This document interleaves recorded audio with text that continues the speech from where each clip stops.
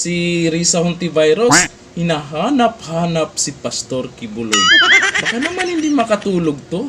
Naku, panoorin natin yung ngak-ngak ni Senador Risa Hontiveros. Ito ang video. Nasaan na ba talaga si Kibuloy? Naghahanda na kami. Handa pa siya? Kung handa na siya, magpakita na lang siya sa Senado. Siya ang sentro ng mga paratang ng mga biktima, kaya siya ang dapat sumagot.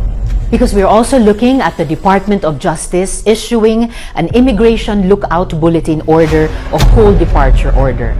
Magpapadala ako ng formal na sulat sa DOJ para sa mga ito.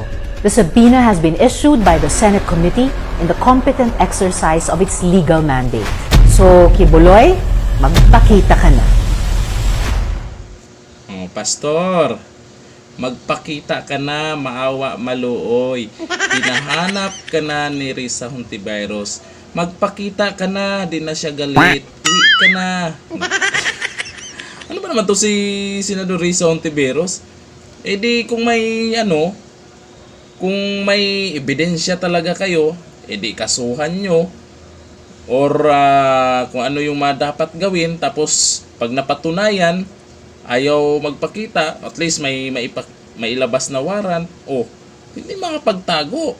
Hindi yung talaga naman, pipilitin yung papupuntahin sa Senado. Para para saan? 'Di ba? Tapos bali-balita yung mga witnesses nyo ay questionable. Tapos talaga naman itong si Risa Hontiveros, no? Lalong mag-iingay yan habang palapit yung 2025 election. Tandaan nyo yan, maliit na bagay, papatulan yan para pag-usapan. At siguro, for senator na naman. Aba, isa. Mga kalusot pa ba to? Boboto nyo pa rin ba to? Ha? Pastor Kibuloy, nahanap ka na. Hanap